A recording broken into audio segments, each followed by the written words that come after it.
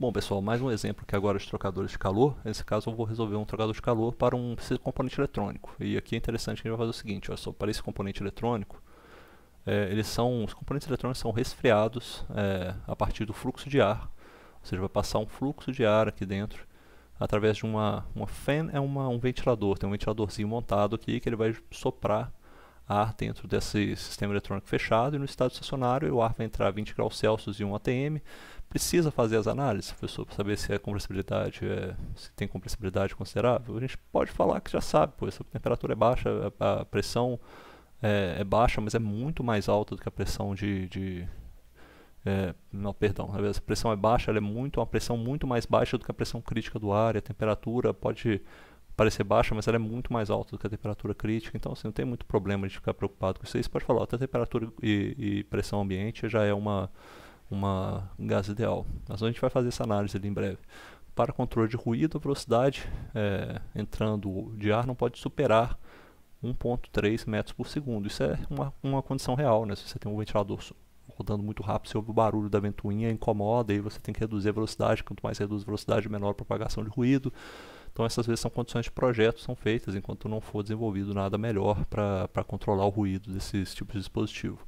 Para controle de temperatura, a temperatura do ar que sai não pode passar de 32 graus Celsius. Tem essas duas, né? Você tem um limite aí para cima e para baixo.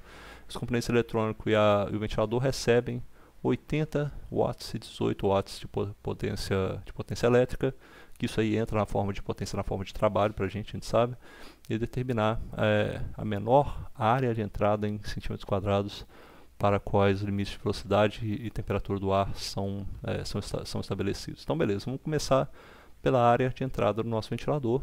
A gente já sabe que pela nossa formulação, né, a gente tem uma equação do balanço de massa, ou conservação da massa no volume de controle. A gente vai começar com ela. Sabe que tem uma entrada e uma saída, então é muito simples esse problema nosso. A gente sabe que vai ter a mesma vazão mássica, e a gente sabe também que aqui nesse caso a gente tem a pressão e a temperatura em 1. Ou seja, a gente consegue definir as nossas propriedades todas em 1, e a gente sabe a velocidade em 1 também. Então a gente tem a nossa formulação de vazão mássica, ela está muito bem definida, né? A gente tem a vazão mássica igual a velocidade em 1, que a gente sabe que tem esse limite, 1,3 metros por segundo, a área 1 a gente não sabe, e esse volume específico a gente acha através da formulação de pressão e temperatura. Está muito tranquilo aí, né? Então a gente pode isolar isso aqui e ficar com a área 1. Essa formulação aqui para a área 1 é igual ao fluxo de vazão máximo multiplicado pelo volume específico dividido pela velocidade 1.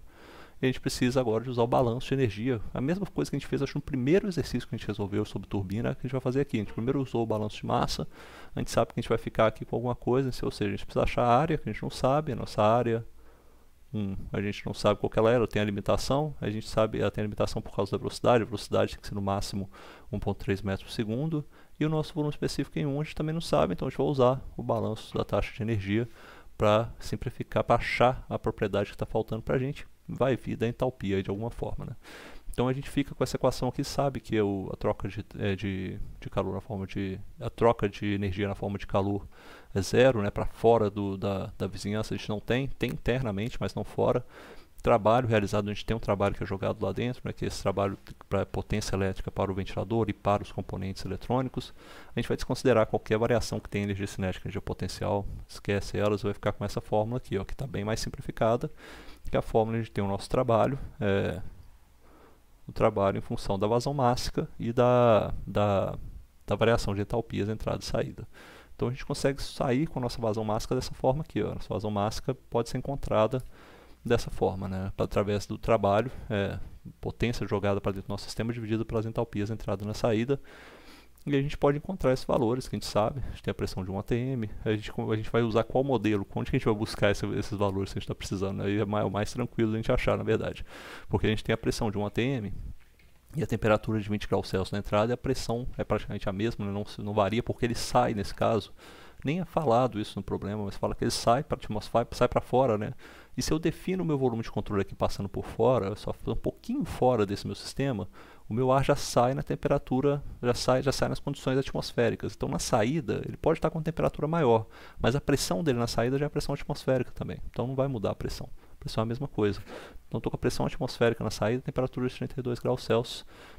Eu olho para as minhas formulações aqui da pressão reduzida, da temperatura reduzida, eu sei quais são os valores, porque eu posso olhar na tabela do gás ideal, tabela das propriedades de qualquer substância, a tabela 1, e eu sei que para essa pressão crítica, para essa temperatura crítica, as pressões e temperaturas que eu estou são muito fora dos limites onde qualquer compressibilidade pode ser considerada, então o meu modelo que eu uso é o modelo de gás ideal.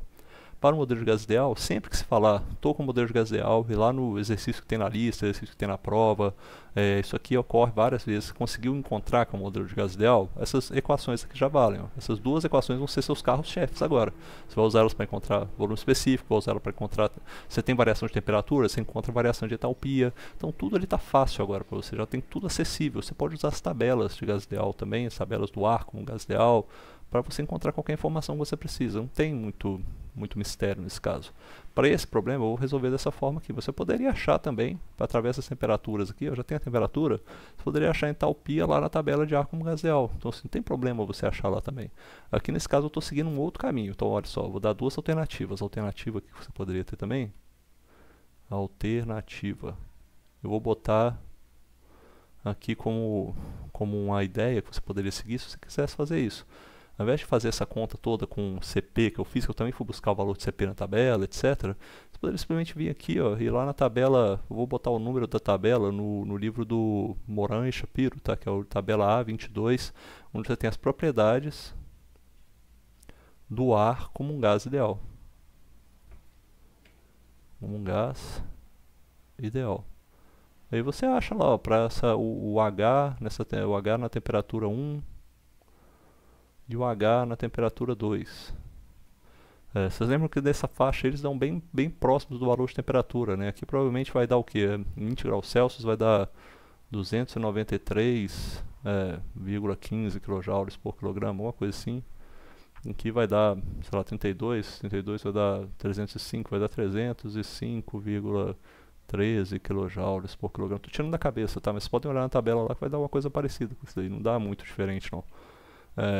E você tendo esses valores, você pode buscar a informação que você quiser aí, né? E aqui está até falado, olha só, aqui eu estou usando o CP, mas não preciso usar CP, esse é um caminho alternativo, você poderia usar.